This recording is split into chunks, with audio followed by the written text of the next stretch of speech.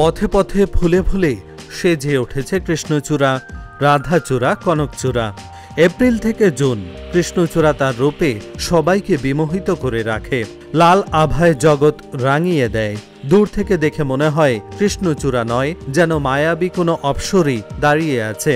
রক্তিম কৃষ্ণচূড়া বেশি চোখে পড়লেও মূলত 4 রঙের কৃষ্ণচূড়া বাংলাদেশে আছে: লাল, হলুদ, সাদা ও নীল। যদিও সাদা ও নীল সচরাচর দেখা যায় না। কাছে এলে মনে হয় জীবনানন্দের বনলতা সেন। তার ছায়ায় রঙে দুদণ্ড শান্তির পরশ পেতে মন যেন মানে না। পথের ধারে কৃষ্ণচূড়ার দেখা পেলে সারা জীবন যাযাবর পথিক হয়ে থাকতেও যেন আপত্তি নেই। নগর জীবনে প্রশান্তি এনে দেয়া ফুলগুলো তপ্ত দুপুরে শীতল হাওয়ার মতো। চোখে পড়লেই হৃদয় যেন ঠান্ডা হিম হয়ে আসে। কৃষ্ণচূড়া ফুলের তো আসলে একটা সময় থাকে, যেটা আমরা সবাই জানি, বসন্তকাল। তো বসন্তকাল বাদে যে সিজনটা আসলে এই ফুলটা দেখা যায় না ওইরকম, বাট চন্দ্রিমা উদ্যানের রাস্তার 2 পাশে এটা অনেক সুন্দর লাগে দেখতে। সৌন্দর্য, আগুন কারা সৌন্দর্য, আমি তো আগুন সুন্দরী বলি। আমি প্রতি বছরই এখানে দেখতে আসি বাচ্চাদের নিয়ে, বা আমরা আজকে কলেজে হয়ে এসেছি। তা আমাদের মনে হয়েছে রাস্তার ধারে আইল্যান্ডগুলোতে এবং স্কুল কলেজে শিক্ষা প্রতিষ্ঠান যেখানে যে জায়গা আছে, এতটা সৌন্দর্য বৃদ্ধি করে আমরা অন্য কোনো ফুল বোধহয় এতটা করে না। আর এই জায়গাটা তো অসাধারণ সৌন্দর্য, বিশেষ করে লেকটা পাশে, এবং আজকের ওয়েদারটা মিলে সব মিলে একটা অসাধারণ সময় পার করলাম। আমরা একদম শৈশবে ফিরে গিয়েছি। শহুরে উষ্ণতার মাঝে ছাপিয়ে যাওয়া আকাশের দর্পণ যেন কৃষ্ণচূড়ার গন্তব্য। আগুন রঙা অনুভূতির প্রাক্কালে গুলমোহরের সতেজতা মানুষের হৃদয়ে নাড়া দেয় খেয়ালে বা বেখেয়ালে। রক্তিম সিংহাসনে ছড়িয়ে দেওয়া সৌন্দর্যের দিকে তাকালে নাগরিক ক্লান্তি সাময়িক অবকাশ পায় অনুভূতির রাঙা হাওয়ায়। বরাবরের মতো এই ফুলটা আমার খুবই ভালো লাগে।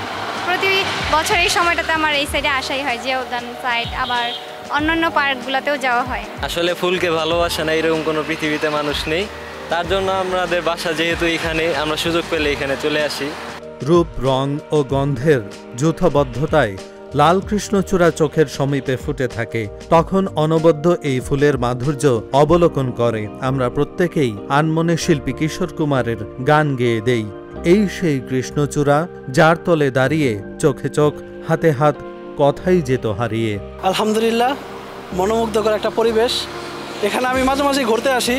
মানুষের উচিত যে তার রিফ্রেশের জন্য, তার মনকে প্রশান্তি দেওয়ার জন্য এরকম বিভিন্ন স্পটে, বিভিন্ন ভালো ভালো জায়গায় ঘোরা উচিত মানুষের। আসলে প্রকৃতির মাঝে থাকতে বোধহয় আমাদের সবারই ভালো লাগে। তো আমরা যদি আশেপাশে দেখি, একদম পুরো রোডটা হচ্ছে একটা রেড হয়ে গেছে, মানে এত সুন্দর। এবং সাথে আজকের ওয়েদারটা খুবই ভালো, খুব বেশি রোদ নাই, বাতাস হচ্ছে, অসম্ভব ভালো লাগছে। হারিয়ে যেতে চাওয়া একটি অভিলাষ মাত্র। প্রতিটি মানুষ হারিয়ে যেতে চায়। হারিয়ে যাওয়ার অনেক মাধ্যম হতে পারে: কথা, ফুল, মায়া, বন্ধন, বিচ্ছেদ, যৌবন ও মানুষ। হতাশায়ও মানুষ হারিয়ে যেতে পারে। তবে কৃষ্ণচূড়া ফুলের কাছে হতাশার যেন লেশমাত্র স্থান নেই, কেবলই প্রফুল্লতা। কৃষ্ণচূড়া শুধু বৃক্ষের শাখায় নয়, কৃষ্ণচূড়ার আগুনের রং শোভা পায় গাছের তলাও। বিস্তৃত জায়গা জুড়ে সে তার উদারতা ছড়িয়ে দেয়। সংকীর্ণতা নয়, উদারতাই তার ধর্ম, যা প্রেম ও সৌন্দর্যের প্রতিমা হয়ে জীবনের সঞ্চার ঘটায় প্রাণে প্রাণে। দীর্ঘ প্রসারিত ফুলের প্রাচুর্যে লাল হয়ে ওঠে প্রকৃতি। রাধাচূড়া যে ভালোবাসতে পারে না, সে ভালো প্রেমিক নয়। ঠিক তদ্রূপ কৃষ্ণচূড়া যে ভালোবাসে না, সে ভালো প্রণয়িনী নয়।